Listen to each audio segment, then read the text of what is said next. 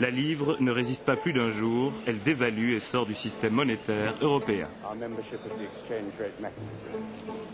Pour les spéculateurs, le profit est énorme. L'un d'entre eux se vantera d'avoir gagné 1 milliard de dollars dans l'opération. Les ministres des Finances européens, sous le choc, tentent d'arrêter la débâcle. C'est inutile, les attaques spéculatives se répètent. La lire, la peseta, l'escudo, la livre irlandaise dévaluent tour à tour. Les marchés financiers veulent faire sauter la zone de stabilité des changes en Europe. Et le 2 août 1993, Philippe Maystadt annonce que les monnaies européennes peuvent désormais varier entre elles de 15%, autant dire que le système est mort. Nous sommes convaincus qu'on va gagner. Oui, mais pour cette fois, c'est perdu. La dernière zone de résistance est tombée, la bulle est bourrée, les marchés financiers sont les nouveaux maîtres du monde.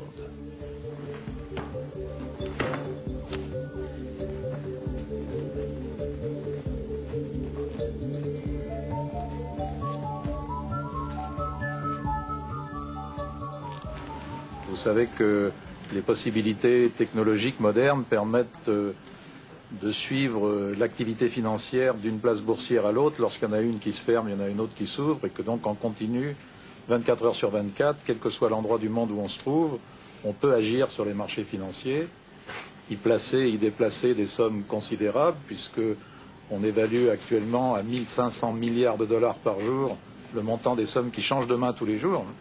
Donc c'est un truc absolument fabuleux. Et moins d'un cinquantième de cette somme sert en fait à régler des échanges internationaux, c'est-à-dire que l'essentiel de cette somme est purement spéculatif, c'est une activité de casino, il s'agit d'acheter et de vendre en essayant de réaliser le maximum de profit dans le minimum de délai. Au cœur de la bulle, dans les grandes places boursières de la planète, ce sont les mêmes gestes fébriles, les mêmes écrans qui défilent, les mêmes cris, les mêmes visages tendus. Quelques milliers de jeunes gens autour du monde passent leur journée pendus au téléphone, les yeux rivés sur les chiffres. Ils manipulent des indices, des produits financiers qui n'ont plus rien à voir avec la réalité économique. Ce sont des cocktails d'actions, de devises et de bons du trésor. Ils pèsent des milliards et peuvent changer de main instantanément.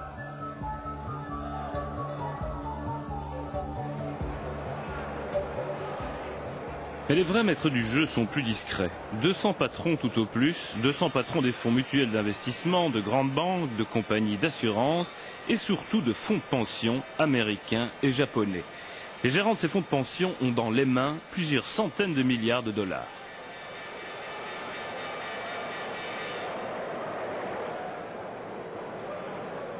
À New York, à Tokyo ou à Londres, ils sont quelques dizaines à donner les ordres, à créer les tendances, à décider des attaques. Les autres suivent presque toujours, leur logique est imparable.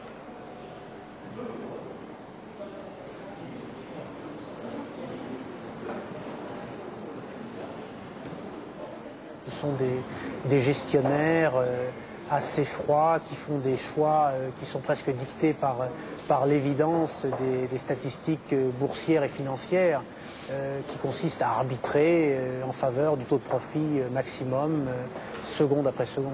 Pourtant, ils sont sujets à des paniques soudaines, ils ont un comportement en chaîne, on dirait un peu qu'ils font tous la même chose. Oui, et il est très étrange de voir que des acteurs à ce point irrationnels soient en quelque sorte donnés en exemple à nos économies et à nos sociétés d'une gestion rationnelle de l'économie moderne, qu'ils en soient en tout cas les arbitres. Comportement irrationnel. Prenons l'exemple de la crise financière de l'hiver 94-95 au Mexique. Dans les années 90, le gouvernement mexicain lance une politique ultra-libérale. Il privatise, il signe des accords de libre-échange et émet des bons du trésor très attractifs. Le Mexique est devenu l'Eldorado des gestionnaires financiers. La bourse de Mexico, flambant neuve, s'active, mais la dette se creuse.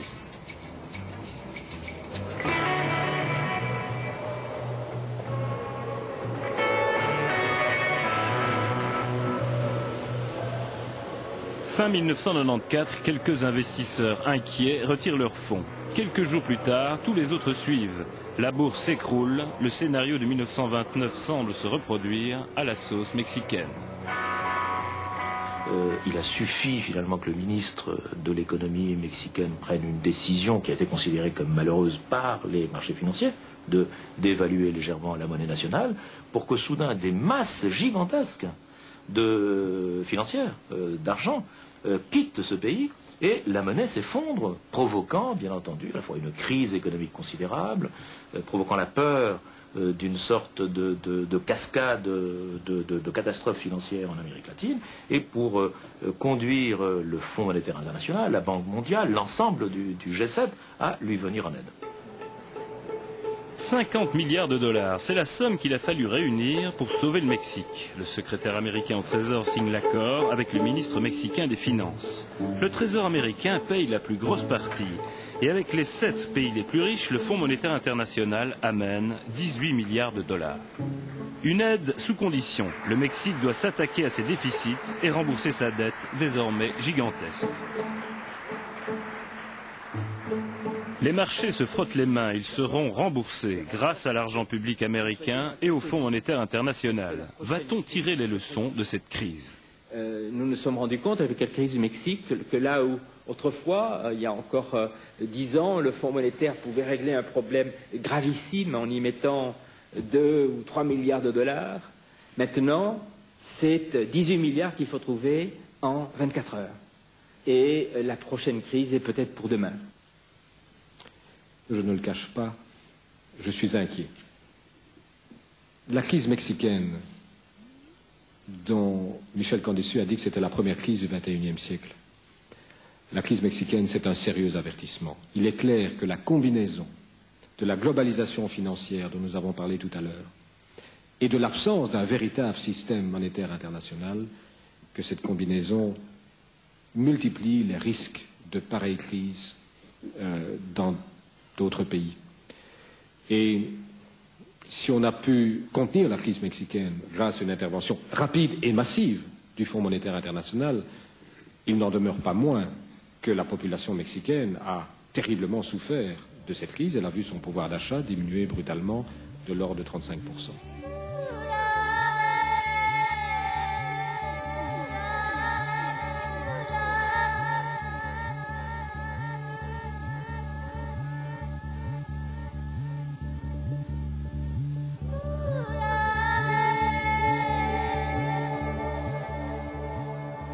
Vous aviez la Banque mondiale, le Fonds monétaire international, les 7 pays les plus importants du monde, les plus industrialisés, les plus riches du monde.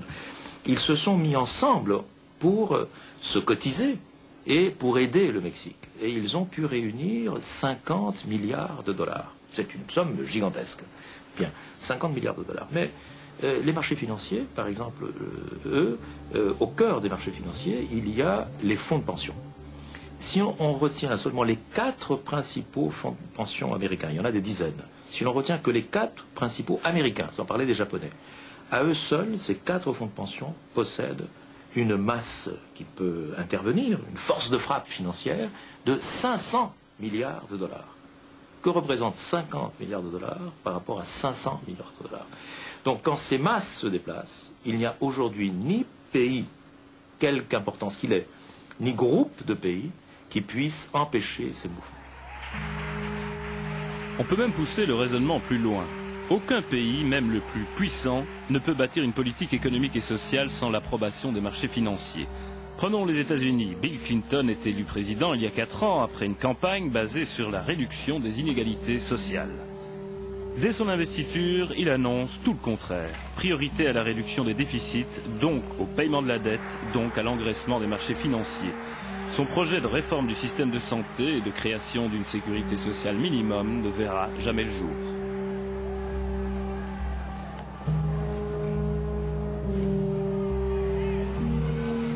En France, Jacques Chirac, élu l'an dernier grâce à son programme de réduction de la fracture sociale, n'a pas fait jusqu'ici beaucoup mieux. Lors d'un de ses premiers discours, il énoncera ses priorités présidentielles. Réduction des déficits, réforme de la sécurité sociale.